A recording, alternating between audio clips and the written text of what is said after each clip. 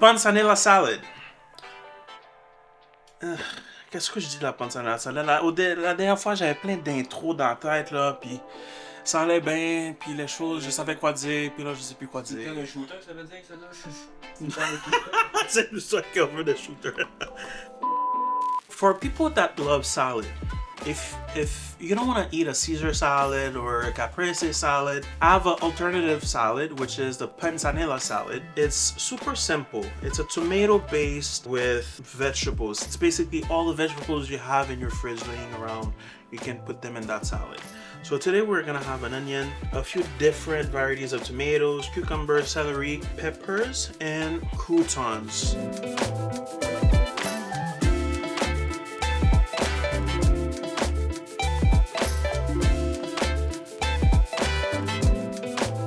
The key to the croutons in that salad, it's gonna give a lot of juices, and those croutons are gonna be there to soak them up, soak up those flavors, add some beautiful texture to your salad. Let's start by making some croutons. You could take any bread you want, sourdough bread, baguette, regular sliced white bread. I have this little baguette right here.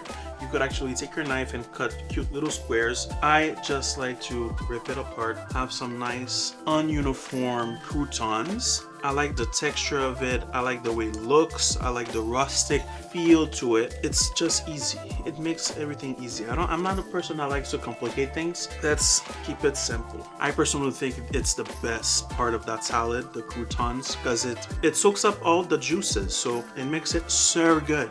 Big pieces, small pieces, we have it all. Look at that. Let me put it in front of me. There, boom, done. So my crouton recipe, you could add oil to it, and that's it. You keep it as is. I like to add a little pinch of salt.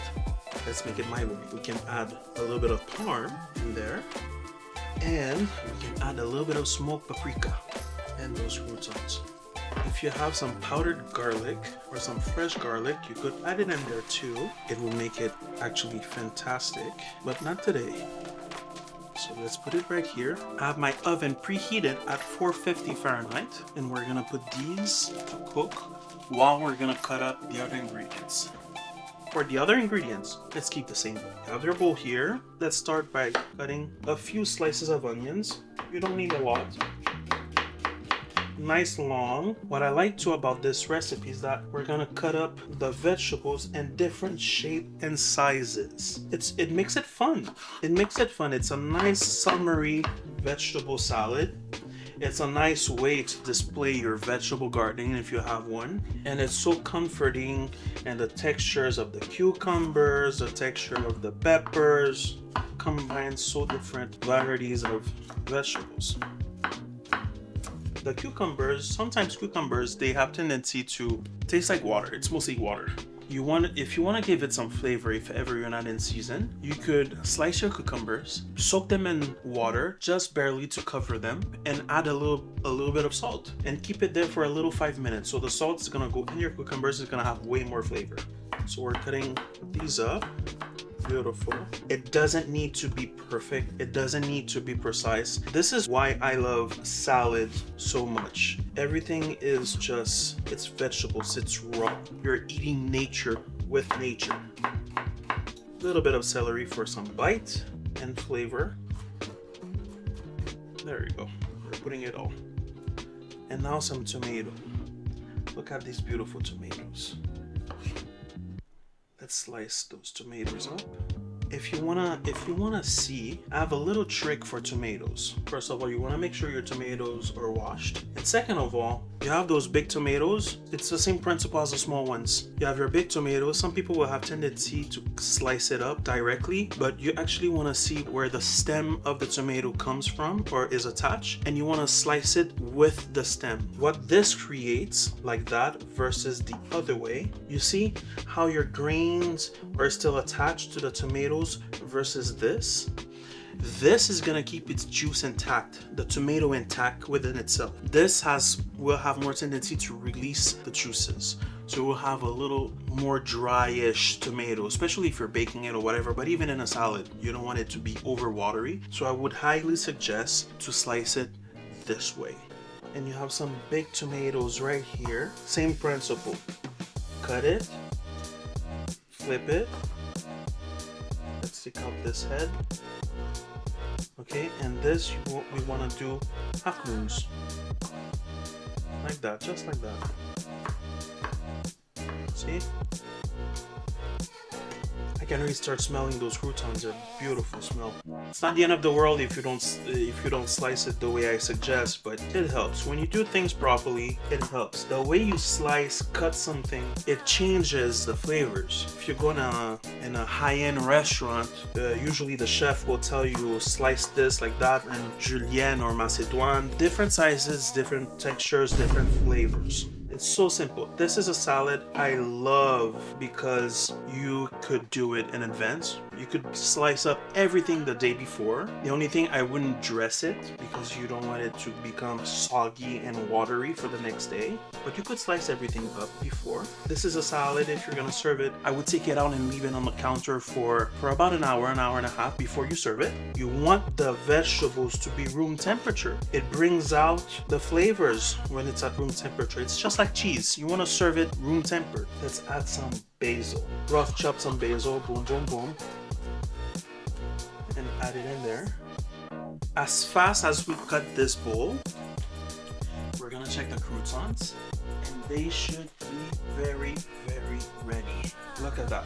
Beautiful croutons, nice and toasted. Now it's normal when you do croutons, it comes out toasted, but it's still a little bit soft. When it cools down, it will harden. It will become nice and hard. So give it a little rest on that for like 2-3 minutes. Turn off your oven, and then we're gonna be able to dress the salad. So I'll see you back in 5 minutes. Now that the croutons are nice and cooled off, we're gonna take our vegetables, add a generous amount of olive oil. Fat is flavor. We know that. I've said it before, fat is flavor. Add a good pinch of salt. Fresh crab pep. Give it some pepper, and then the croutons. You heard that? The little. Yes. I don't know if we're gonna hear it on the cameras, but love it. And just give it a little mix. You could add cheese to this pasta also. You could add some mozzarella, some goat cheese. I like it either way. Today I decided to do it without cheese and just give it a little mix like this. I could have taken a smaller bowl to do this. All kinds of vegetables in textures and flavors and freshness. This on a summer day with some fish on the side, or some chicken, or as is with a little white wine, you know, outside on your terrace or in front of the TV. Why not? If you want to do it, let it soak in for 5 minutes, you know, and get those flavors to know each other. Let's put it in a bowl.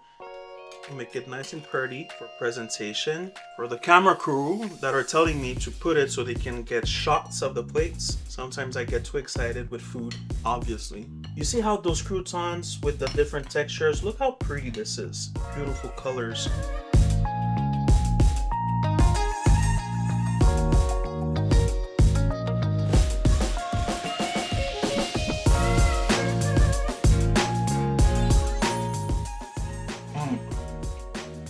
You have the crunchiness, you have the tomato, you have the, you know, the olive oil that stays on your lips, and you have the smoked paprika that comes and gives it so much flavor. And then you have the pop of freshness from the cucumbers. This is such an amazing salad, such an amazing balance of flavors and textures. Please try this at home. Let me know what you think.